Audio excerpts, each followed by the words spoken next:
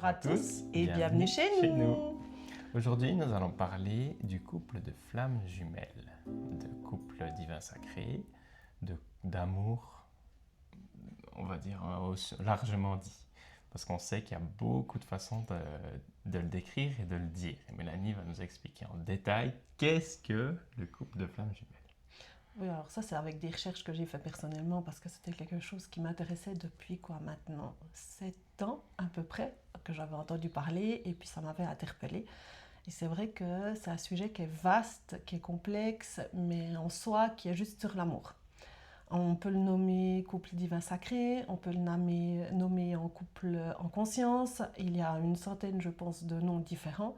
Et ça fait partie aussi de beaucoup de cultures. Donc ça fait des millénaires que ce couple est quand même schématisé, expliqué. Mais pas sous ce nom qu'on utilise nous aujourd'hui de flammes jumelles, du coup.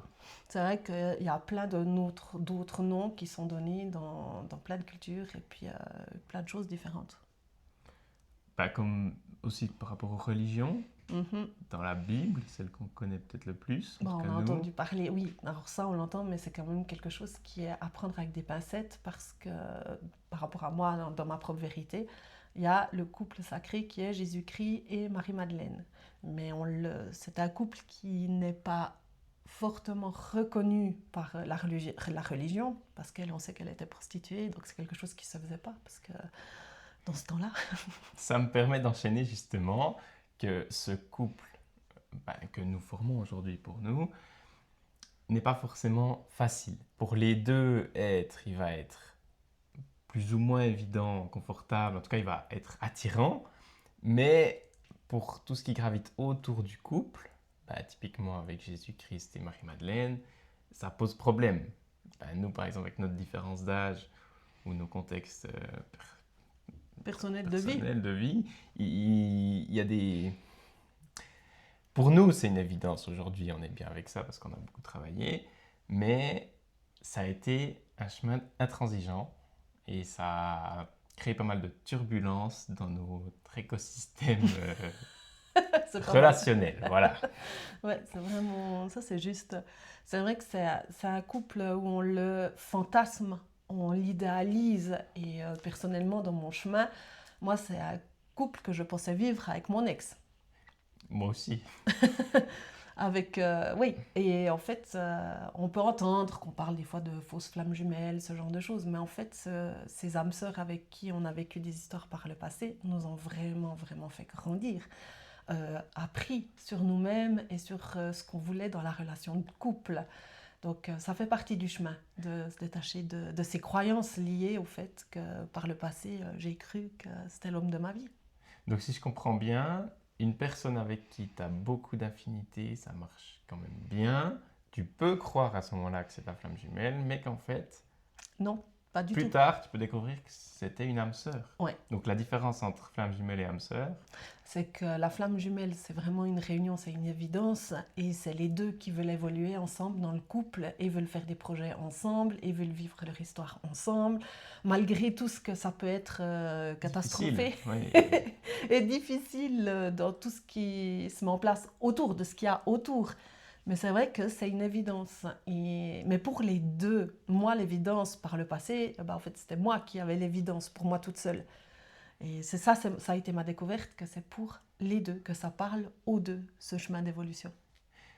J'ai aussi envie d'enchaîner avec le fait que votre flamme jumelle peut être une personne avec qui vous avez une relation particulière, c'est que ça matche bien, c'est que vous vous entendez bien, c'est qu'il y a comme une fusion, une alchimie, même si, entre guillemets, c'est presque un lien, on dit c'est ma deuxième mère ou ma petite sœur, enfin c'est comme une sœur, enfin ces choses-là. Comme une amie. Ouais, c'est qu'en fait on familiarise littéralement la relation pour rester en contact, toujours, ou beaucoup. Oui, ça fait plutôt partie. Que de voir la réalité qu'en fait c'est de l'amour. De l'amour... Pur. Non, on peut de pas. couple, Oui. pas familial. Oui, ou amitié, où on se trouve toutes les excuses inimaginables parce que c'est impensable, parce que c'est pas viable. Bon, ça, c'est propre à nous dans notre histoire. Mais un jour, vous apprendrez vraiment notre histoire qui est très particulière. On vous l'expliquera. Mais là, c'était important de faire cette vidéo sur ce couple flamme jumelle. Alors, il y a beaucoup de choses qui se disent autour. Et c'est juste parce que ça fait partie de chacun son chemin et dans ses propres croyances qu'on veut nourrir sur le moment, sur ce couple, parce qu'il est très important.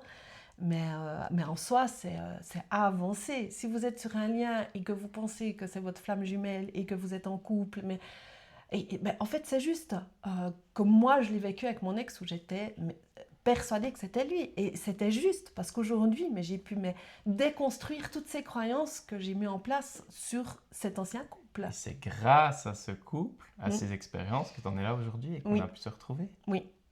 Parce que ça m'a fait évoluer, ça m'a fait prendre conscience de beaucoup de choses sur l'amour. Ça m'a permis d'ouvrir une porte sur l'amour, dans toutes mes histoires en soi.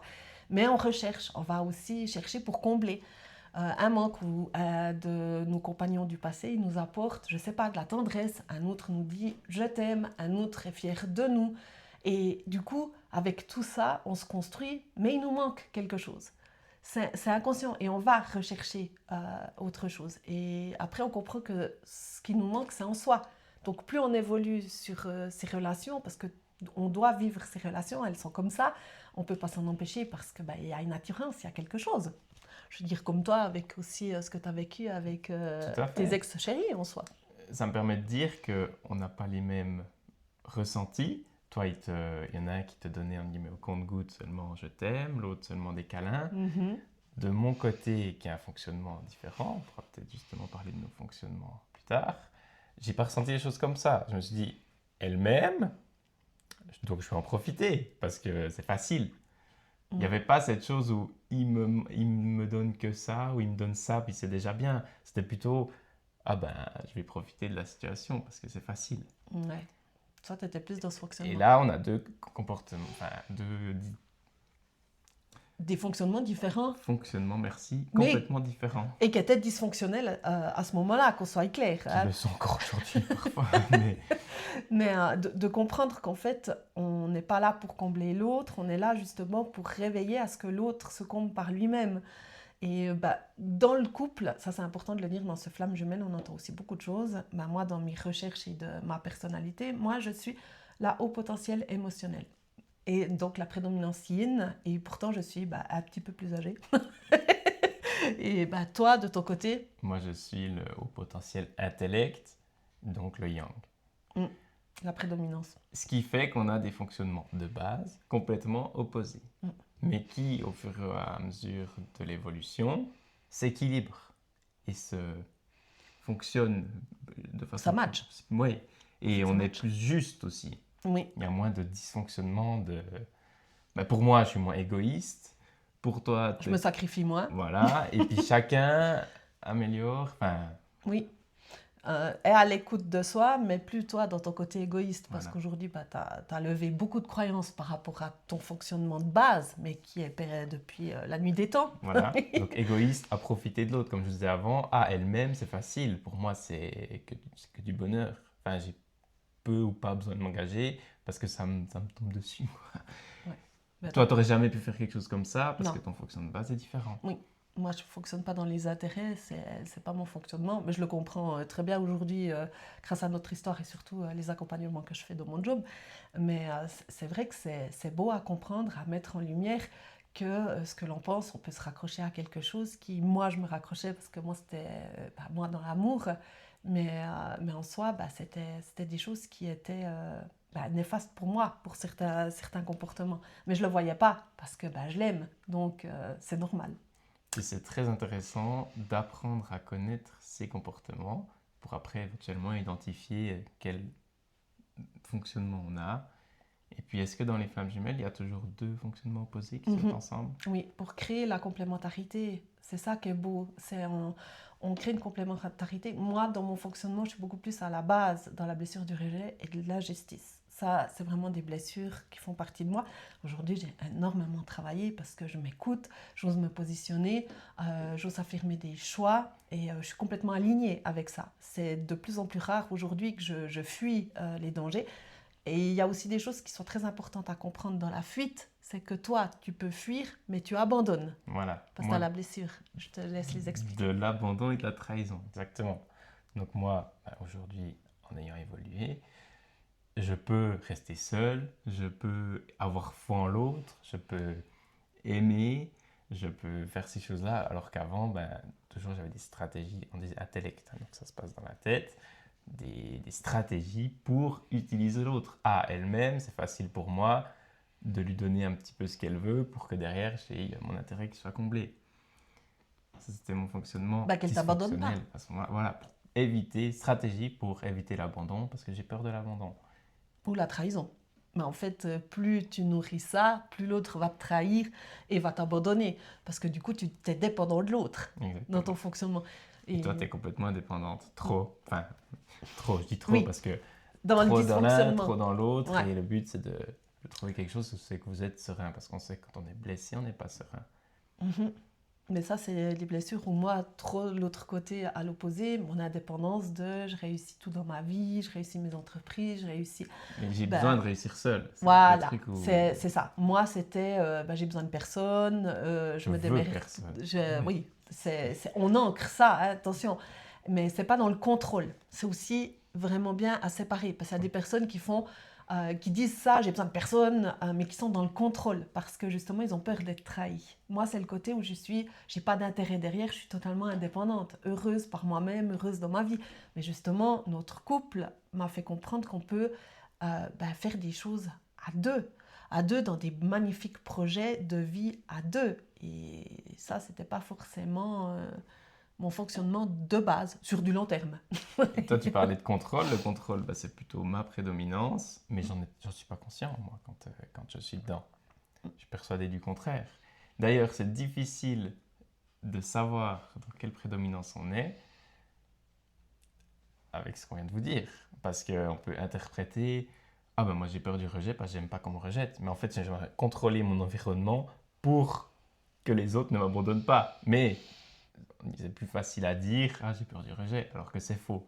Donc, c'est aussi une grosse étape d'identifier vraiment ces blessures. Mm-hmm. Et on était persuadé de l'inverse, Oui. il fut un temps. Ouais. Moi, j'étais persuadé d'être un autre potentiel émotionnel alors que pas du tout. Aujourd'hui, voilà, ça s'équilibre, mais au début, pas du tout. Et toi, moi, je pensais inversement parce que je contrôlais mon environnement, mais en fait, je pensais que, voilà, par rapport à mes comportements, et pas du tout. Donc oui, c'est très complexe quand même d'identifier ces blessures parce que il faut du temps et c'est à apprendre à se connaître. Et c'est pour ça qu'on est sur un chemin déjà, avant de se mettre en couple, on le fait déjà seul. Parce que c'est un gros morceau hein, de comprendre notre fonctionnement dysfonctionnel déjà. Et puis de savoir ce qui nous rend heureux et du plaisir. Parce qu'on peut dire oui, ça va me rendre heureux, mais parce qu'on est dans des blessures et on a peur derrière. On comble quelque chose en fait. Mm-hmm. On a une attente, mais on a une frustration à combler. Une insécure. Et où moi, du coup, qu'est-ce que je peux plus combler c'est de ne pas exister, de ne pas être légitime. Et la reconnaissance. Là, pour toi, dans ton fonctionnement, c'est la validation extérieure. Voilà. Maintenant, en français, la validation et la reconnaissance, c'est quand même des mots assez proches. On pourrait peut-être parler de synonymes. Mais dans nos blessures, on pourrait faire une vidéo là-dessus. Je pense, pour parler de la validation, de ce qui nous rassure, et moi parler de la reconnaissance qui est la légitimité d'exister. Parce que beaucoup dans la blessure de l'abandon, on dit oui, mais moi, j'existe pas. Mais c'est à l'heure. C'est entre s'abandonner soi-même ou exister dans la légitimité de la blessure de rejet, c'est deux choses totalement opposées. Mais justement, c'est quand on s'entend parler. Et souvent, toi, tu utilises justement... le mauvais, entre guillemets, le mauvais terme. C'est juste à ce moment-là, mais tu ne le conçois pas dans les bonnes blessures, en fait. Et puis, inversement, pour moi, que je pensais que j'avais besoin de certaines choses, mais c'était la reconnaissance. Donc, c'est vraiment un chemin qui est très compliqué. C'est pour ça qu'on accompagne énormément, aussi les couples flammes jumelles ou non, hein, qu'on soit clair. Ou à la recherche. Oui, on a ça. Mais on va déceler les blessures, surtout qu'on ouvre tous les champs des possibles pour que la personne, elle puisse voir où elle en est. Et c'est à elle de savoir quelle blessure correspond pour elle. Donc nous, on donne des pistes, mais c'est son chemin. C'est ça qui est important. Parce qu'on ne peut pas déceler, dire... Oui, on peut déceler certaines blessures, mais il faut que la personne, elle fasse son chemin propre. Voilà. As-tu quelque chose encore à rajouter par rapport à tout ça? Merci d'avoir visionné. Et à une prochaine fois. Une belle prochaine fois. Et en attendant, merveilleuse journée ou douce soirée. Bonne nuit. Où vous en êtes, ça dépend.